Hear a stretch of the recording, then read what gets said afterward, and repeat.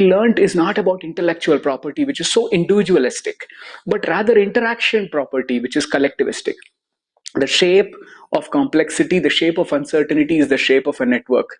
And in that shape, how people interact across disciplines, across hardware and software, across functional silos, across the various type of expertise that they have becomes far more important. So cheers to a wandering mind.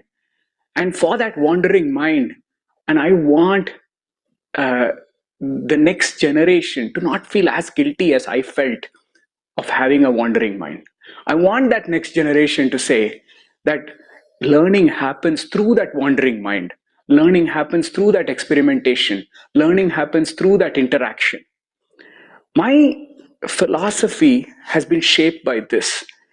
I'm fortunate that I achieved, uh, and in Mu Sigma, we achieved quite a bit of success that has allowed me to propagate this philosophy to the next level. We feel at Mu Sigma that there are a few key ingredients that are critical. The first one is curiosity. If you cannot have curiosity, you cannot do enough. If you have that curiosity, then you will have the ability to come up with new things, and learn and discover your ignorance quite a bit. The second one is the ability to connect dots and come up with insights. If you have that, that's not enough, because it's not enough if the idea is with you. An idea becomes a better idea only if it is sold, if it is moved across various human beings, across nations, across organizations, across religions. Those paradigms are of the old national paradigm, a nation paradigm, a company paradigm, an organization paradigm, a religious paradigm is being challenged today by the idea paradigm. And in that idea paradigm, the ability to engage becomes really, really important. How people engage becomes important. And things don't work in the first go if you're in the fumbling nation. If you're in the nation which is going to fumble and figure out a prototype and then figure out the next prototype and figure out the next prototype, it's not going to work all the time. So therefore grit becomes very, very important. So curiosity, the ability to connect dots and make up insights, the ability to engage with people and platforms and processes, and last but not the least, grit to not give up becomes extremely, extremely important. So for all those kids out there who are not very comfortable with the system, for all those kids out there whose mind wanders, you're going to do very, very well. Allow your mind to wander. Thanks so much, guys.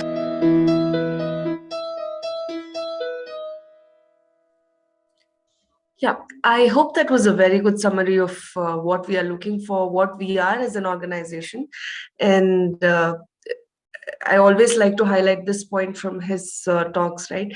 We are not looking for a textbook definition of ideas and thought process. We are looking for something out of the box. We're looking for someone who's uncomfortable with the normal standard practices, right? We don't want to put limits to the how to work, how to think. So that should be limitless. That's why we have one of our foundation thoughts as extreme experimentation, where we're not focusing on something very limited, but looking at a lot of things out of the box. In addition to it, he also mentioned about these 3 to 4 factors that we are looking for: curiosity, insights, engagement, and grit. So I think in this process of your hiring and onboarding and all of those, we would also be looking at these 4 very specifically: the amount of curiosity that you have, the amount of insights that you can generate, not necessarily very technical insights based out of day-to-day life, based out of day-to-day situations, engagement, how you interact with people, and grit. So to last long here and to keep on experimenting, we'll need a lot of grit. So I think that's one of the things that we'll be looking for. Ajish, we can go to the next slide. Yeah. So this is one of our success stories. I believe all of us might have traveled via an aeroplane or any of other transportation also, right? Be it a bus, be it a train. there would be n number of issues which would delay the departure of the same, right? Either the plane or the bus. So what this success story is about is we reduce the delay in departure by optimizing certain things in an airport, right? So this is one of our projects that we have worked in past. We have put together how it all came through, what was the problem, what was the solution that we pitched, and how did we resolve it. So this video would give you an example of how a sample project would look like in Sigma.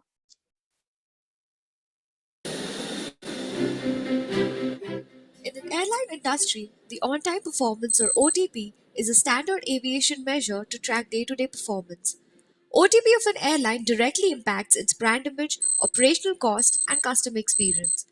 The corporate strategy team of a major airline company approached Mu Sigma wanting to improve the on-time performance of their flights.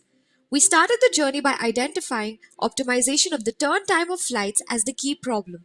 The turn time is the time required to unload an airplane after its arrival at the gate and to prepare it for its subsequent departure. Any delay caused in one leg of the flight gets propagated across its future legs, causing multiple delays. However, there was a catch. The entire process of unloading an aircraft and preparing it for its next flight is highly manual in nature, and as of then, there was no framework in place to capture this data.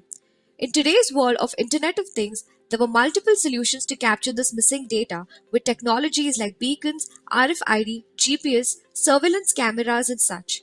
With computer vision growing in IoT space, Musigma suggested the approach of capturing and crunching video data as it is non-intrusive, rich in nature, and helps solve for multiple use cases.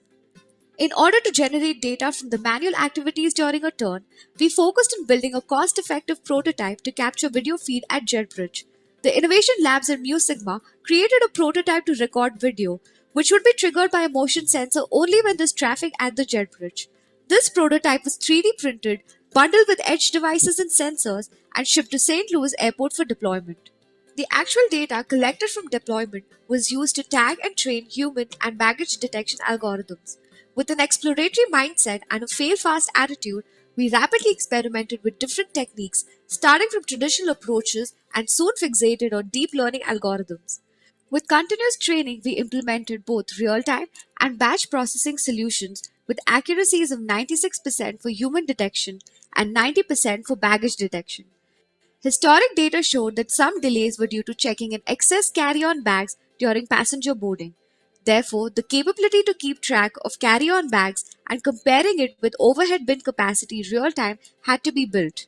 To alert the ground ops team to start checking in excess bags right at the gate, we built a classification algorithm to classify bags into three categories, namely suitcase, backpack, and handbag. To help the client understand if a specific group of people were delaying the enplaning and deplaning activity, we built a human classification model to classify humans into five categories, namely passengers, wheelchair-bound passengers, pilots, flight attendants, and crew members. The solution was next deployed at New Orleans Airport for a duration of 2 months, and the converted metadata was used to study the turn gap and derive directional insights for the operations team. The business insights were generated by testing various hypotheses like whether wheelchair-bound passengers were leading to delay or if increase in number of pre-board passengers increased the enplaning duration. We recommended Edge Analytics over a cloud-based solution to avoid redundant latencies in the process and reduce the cost of rich data transfer over the network.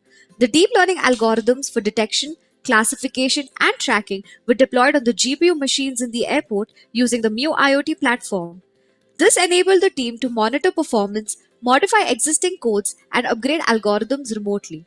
Using the Mu VCL dashboard, we will be able to initiate real-time actions like notify the ground ops team to start checking in bags at the gate when the number of carry-on bags approach total bin capacity, alert crew members to assist passengers in wheelchairs, alert gate service supervisors during delays caused by crew members.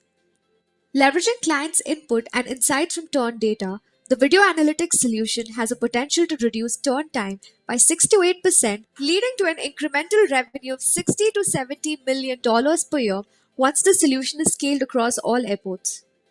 Today, clients are leveraging the video analytics solution for various applications like TSA pre-check, wait time optimization, digital wayfinding app, and automated boarding pass generator using facial recognition for better customer experience. Our video analytics project is really a cutting edge project where we're using a neural network machine learning algorithm to help us to be able to create particular sets of data using video. And the ESP product, which includes Mu VCL, Mu IoT, and Mu Flow, has really been a game changer for us because of its ability to really add a lot of efficiency on the technology back end, as well as a lot of efficiency when it comes to visualization and monitoring of our IoT devices so that we can implement proofs of concept across multiple stations in other cities and be able to manage and maintain all of our assets and be able to process all of the data in a real-time streaming workflow. And be able to show that off to all of our senior leaders as we go to prove out the value of what this model and the algorithm can do.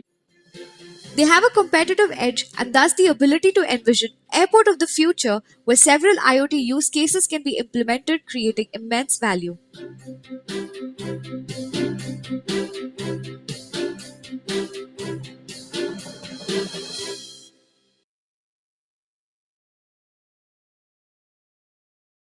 So this was one of the projects that we worked on in the past. And we see that these are very minute things which we observe when in the airport, but to track and get insights out of it and make good decisions and good changes, we used all of these technologies, most of which are Mu Sigma trademark platform-based tools. For example, when you saw the hypothesis, if people on wheelchair were delaying the departure, if they needed better service to get them to the plane, the branch-wise tool that was there, that's a platform Mu Sigma tool, where we break down the problems into the most granular level, right? In the next slide, you would see the thoughts and ideas of the very team that worked on this particular project. By that, you would get the insider thought process on how did they break down this problem, what steps did they take to resolve this, and how did they go about, right? So we can go to the next slide.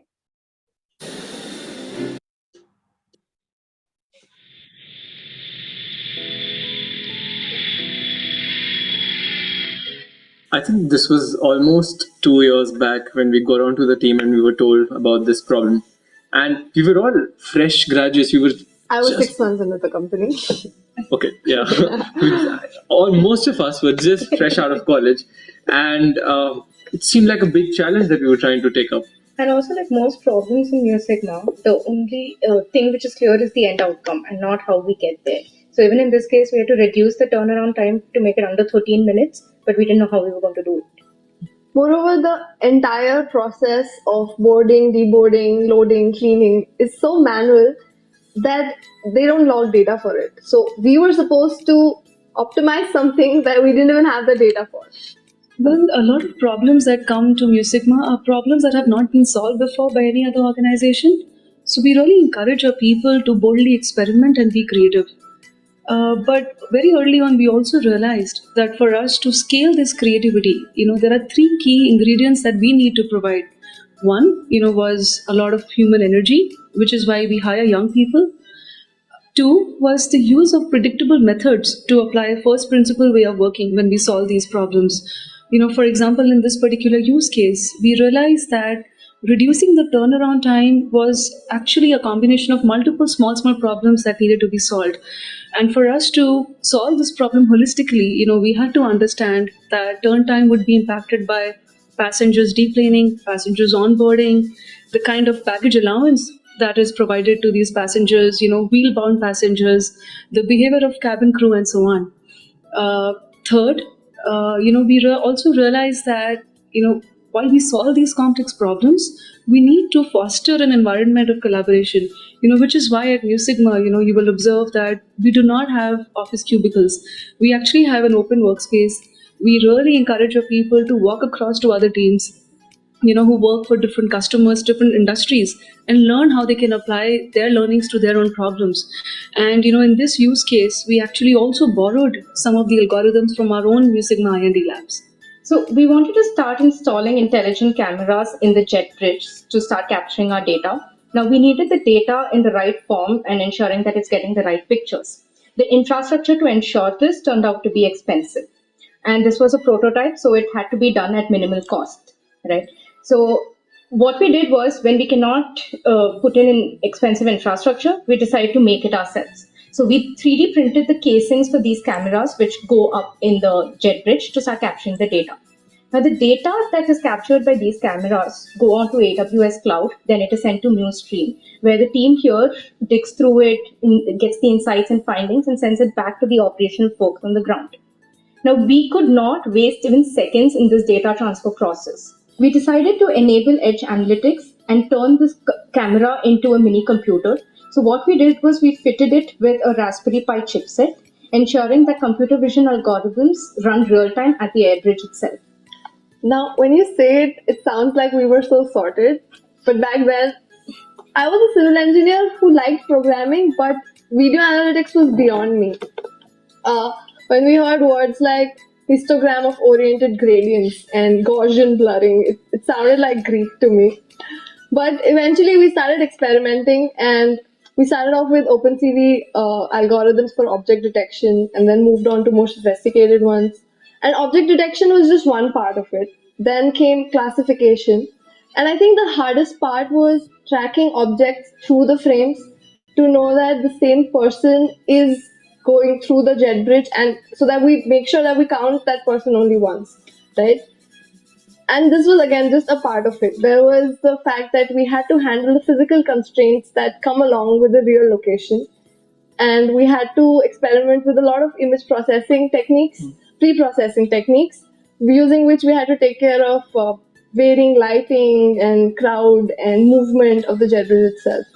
So I have to admit, through all of this, there were times when I had no idea how to proceed.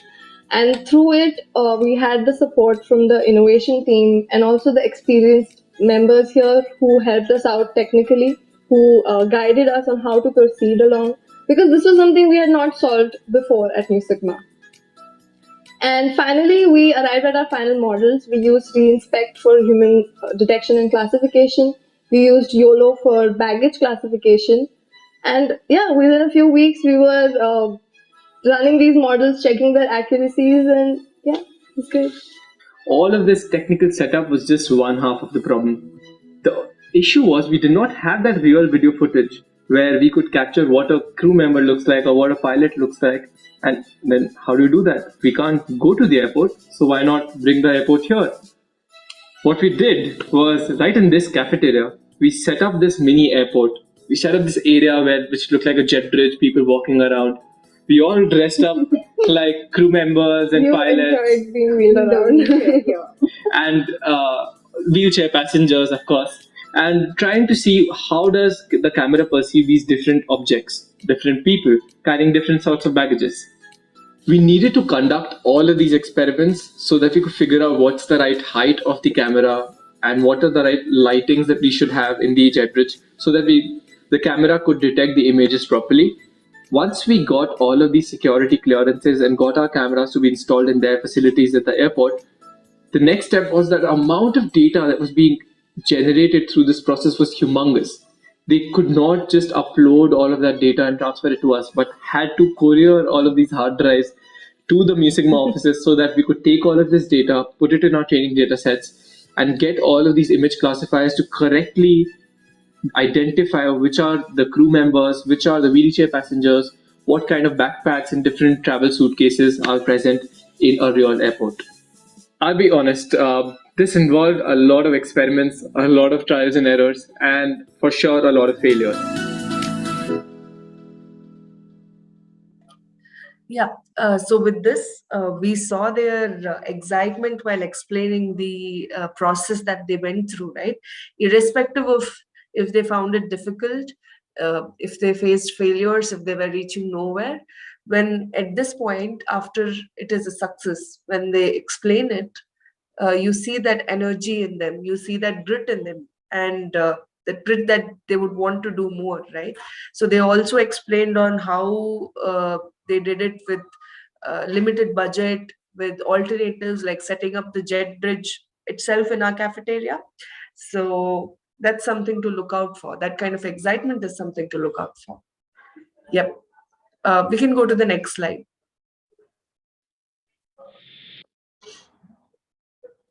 Yeah, so this is how a day in our life looks like, right? So once you join us, this is how we function every day. So we get to office, we start our day with the scrum, and most of our client calls either begin in the second half of our day. Usually if there are US clients, if there are Europe clients, we usually start the client calls in the second half of our day. Before that, we prepare for the client calls. In the scrum, we set our priorities, we set our strategies, and then once we have the client calls, we work in the next half of the day to solve their problems, right? So be it prioritizing the data that they want for, be it the reports that they are looking out for, right? Or be it the solutions for their problems. For example, pitching for new projects, pitching for enhancements in current project. So all of these we do. And then at the end of the day, we even look at how much we have done, how much you're spending, and what's going to look forward for the next day. So that's a typical day in the life of a Muse segment. We can go to the next slide, Rajesh. Yeah. So once you join us as a trainee decision scientist, we have a roadmap for you for the next 3 years built already, right? So we have the first 18 months planned for you. We have the next 18 months and so on until you complete the 3 years. So the first 18 months would mostly look like you would be put into training, you would be put into projects, and for the first 4 months you would be still gelling up with the Mu Sigma work culture, you will be gelling up with the technologies that is used in Mu Sigma and your particular projects. Your seniors would be guiding you to for the best steps to learn those technologies, be it Power BI, be it PySpark, be it Azure Stack, all of these. And then the important thing is you would be also getting to speak to a lot of clients, right? So in Mu Sigma, it's not like only the manager gets to speak to the clients or the senior folks gets to speak to the clients.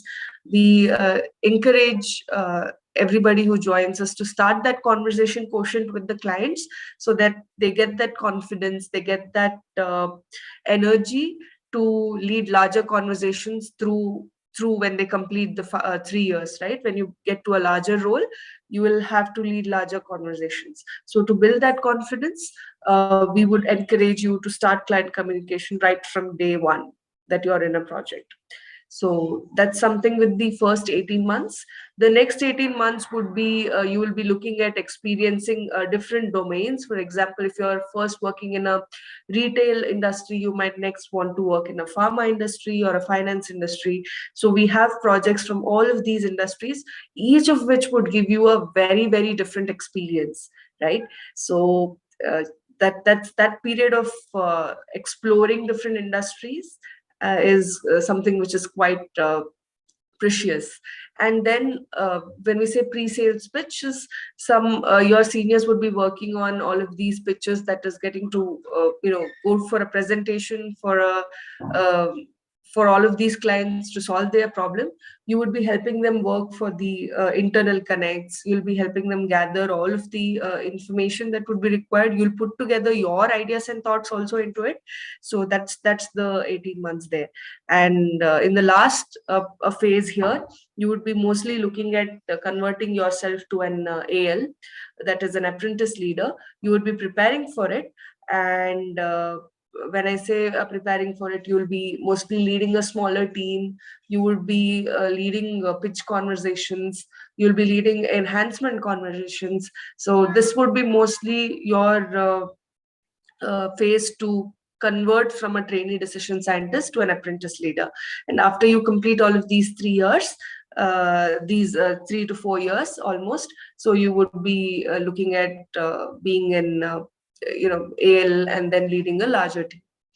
So that's how the journey for almost 3 to 4 years would look like, put in phases, right? So this is the trainee decision scientist to AL journey. We can go to the next slide, Rajesh. Yep. So this is the compensation structure for the 3 years. So the year one is 5 lakhs, 7 lakhs, and 10 lakhs. So we also have a bonus planned in between both the years and then the next 2 years also. So it's straightforward. You can look to it, and this is how the hikes and changes in your compensation would look like. Ajish, you can add to this. Yeah, so just like pretty much Sammanvita has already covered up everything. So I'll just add few more details in this. So like since what you can see here is like the guaranteed bonuses. So you'll be getting the guaranteed bonuses here itself. So it's not like a variable part. So once you complete your first year, you'll be getting the guaranteed bonuses for sure. So for the year one, as Sammanvita has already informed, right? So it will be 5 lakhs as fixed and 1 as a guaranteed bonus. For the year two, it will be 7 lakh as fixed and 1.5 as a guaranteed bonus. And for the third, it is 10 plus 2, 10 lakh as fixed and 2 will be your guaranteed bonus. And all these guaranteed bonuses will be like given to you once you complete that particular year itself. So you'll be having a 3 years of commitment with us. And in case if you wish to leave the organization, there will be a set of penalties which you need to pay. For the first starting 2 years, it will be 10 lakhs. And for the final year, it will be 7.5 lakhs. So the idea is not to charge any kind of amount from you, but the trainings and the investment which will be putting you through, right? So that is the reason why we want you to be here itself for the next 3 years itself. And once you complete your 3 years period, based on your performance, you will be eligible for the promotion of apprentice leader. So that will be the whole structure as well as the CTC looks like. So I guess we can like go for regarding the Q&A sections, like regarding the questions. If you have any concerns or questions, we will be like happy to address that. Just stop sharing my screen, and guys, you can just put your questions and everything.